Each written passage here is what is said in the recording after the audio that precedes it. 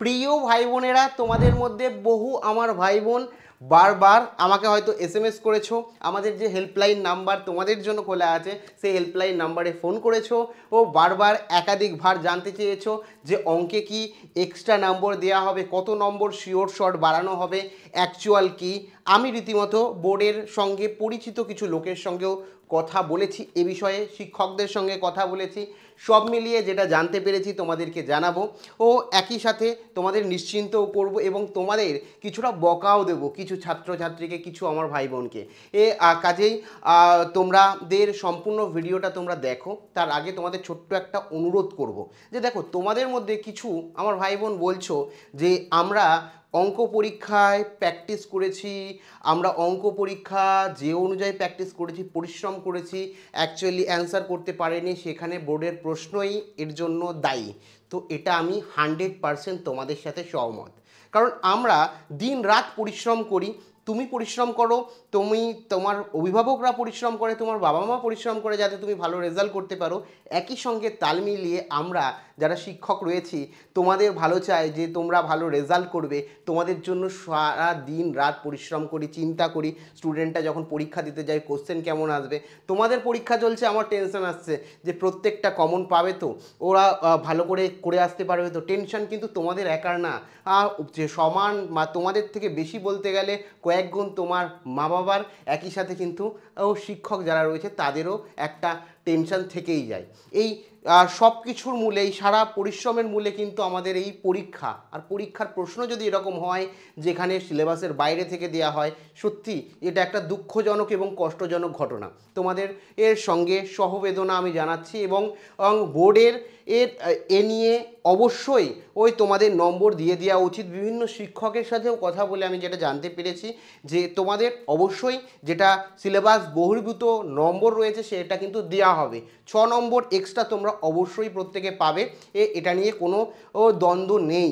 এক্ষেত্রে বাদবাকি আরও অনেকে বলছে বিভিন্ন অ্যান্সার, আর মোটামুটি 15 নম্বরের তোমাদের কিন্তু প্রশ্নপত্রে এদিক ওদিক রয়েছে। তোমাদের মধ্যমা মানে 15-2 দাগের যেটা, সেটাও রীতিমতো বলতে গেলে টেকনিক্যালি দেখতে গেলে অ্যাকচুয়ালি ভুল নয়, কিন্তু একদিক থেকে দেখতে গেলে ভুল। ঠিক আছে, আমি ওটা ভিডিও করে বলবো কি কারণে কেন ভুল, অ্যাকচুয়ালি কোশ্চেনটার অ্যান্সার অনুযায়ী কেন বা ভগ্নাংশে এটা মেনে নেওয়া যায় না, সমস্তটা আমি বলবো ফ্যাক্ট অনুযায়ী। তো যাই হোক, এখন তোমাদের মধ্যে কিছু ভাই বোনকে আমি বকা দেব একটা কারণে। তোমরা অনেকেই বলছো যে অঙ্ক পরীক্ষা আমার খারাপ হয়েছে, আমি 5 নম্বরটুকু পারবো না, সেই কারণে পরবর্তী পরীক্ষায় দিতে যাব না।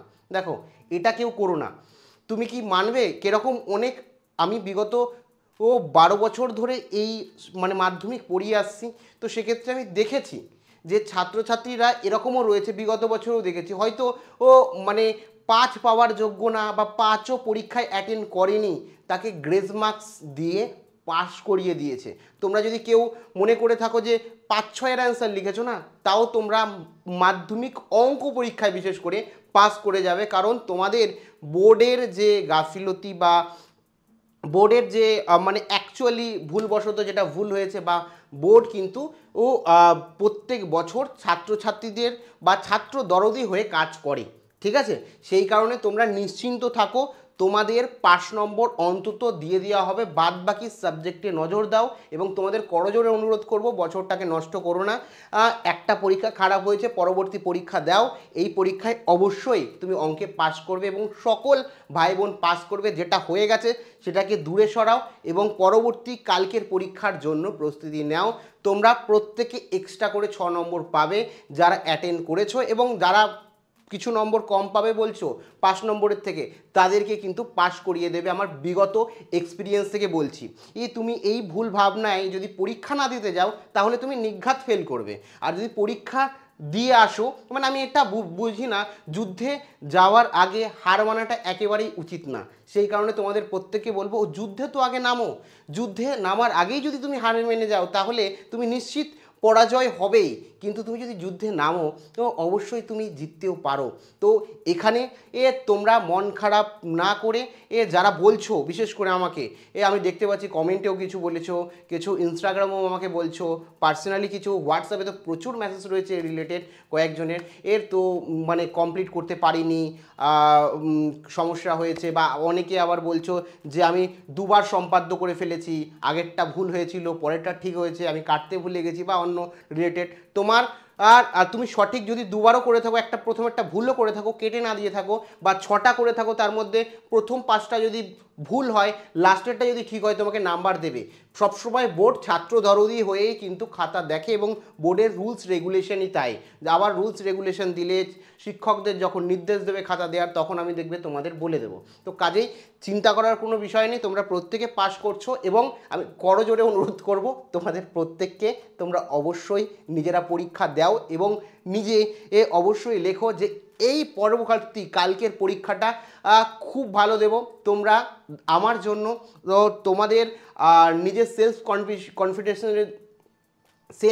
কনফিডেন্সের জন্য অবশ্যই কমেন্ট সেকশানে কমেন্ট করে আমাকে অবশ্যই জানো। আমি এক জায়গায় যাচ্ছি, তাও তোমাদের এই বিষয়টার জন্য ভিডিওটা করতে বাধ্য হলাম। প্রত্যেকে পরীক্ষা দিতে যাও, প্রত্যেকে পরীক্ষা দিতে যাও, এবং তোমাদের ইতিহাস সাজেশন আমি রীতিমতো শিক্ষকের সঙ্গে কথা বলেছি। দেখো, আমাকে বলছিলে যে অঙ্কিত যেরকম সাজেশন দিয়েছেন শিওর শট ইতিহাসের দিন, ইতিহাস নিয়ে আমার কোনো নলেজ নেই, আমি ওরকম টিচারের মধ্যে পড়ি না যে তোমাকে বাংলাও দেবো, ইতিহাসও দেবো, বিজ্ঞানও দেবো, ভূগোলও দেবো। কারণ একজন শিক্ষক আমার মনে হয় একটা বিষয়ে কিংবা হয়তো দুটো বিষয়ে এক্সপার্ট হতে পারে তার সাবজেক্টের বিষয়, প্রত্যেকটা বিষয়ে এক্সপার্ট আমি নই, বা কোনো পাশের কোনো টিচারকে এনে এক্সপার্ট টিচার বলেও আমি তোমাদের সাজেশন দেবো না। হ্যাঁ, একজন স্কুল শিক্ষকের সাথে কথা হয়েছে, তিনি রাত্রেবেলা আমাকে সাজেশন দেবে, সেই সাজেশন আমি কিন্তু তোমাদের ফেসবুকে পিকচার বা পিডিএফ আকারে দিয়ে দেবো।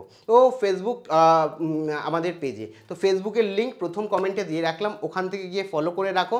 রাত 9টা সাড়ে 9টার মধ্যে কিন্তু তোমরা তোমাদের সম্পূর্ণ সাজেশান এবং একটা গাইড ভিডিও আমি করে দিতে বলেছি, যদি দেয় তিনি, সেই গাইড ভিডিওটাও করে দেবো, যাতে পরীক্ষার আগে তোমরা অধিকতর নাম্বার ইতিহাসে কীভাবে তুলতে পারবে খুব সহজে সেটা ওখান থেকে পেয়ে যাবে, এবং ইম্পর্টেন্ট শিওর শর্ট সাজেশনও পেয়ে যাবে। তাই প্রথম কমেন্টে আমাদের ফেসবুক পেজের লিঙ্ক দেওয়া আছে, ওখান থেকে ফলো করে রাখো, ওখানেই তোমরা সাজেশন পেয়ে যাবে। প্রত্যেকে ভালো থেকো এবং নিশ্চিন্ত থাকো, তোমরা প্রত্যেকে পাস করছো।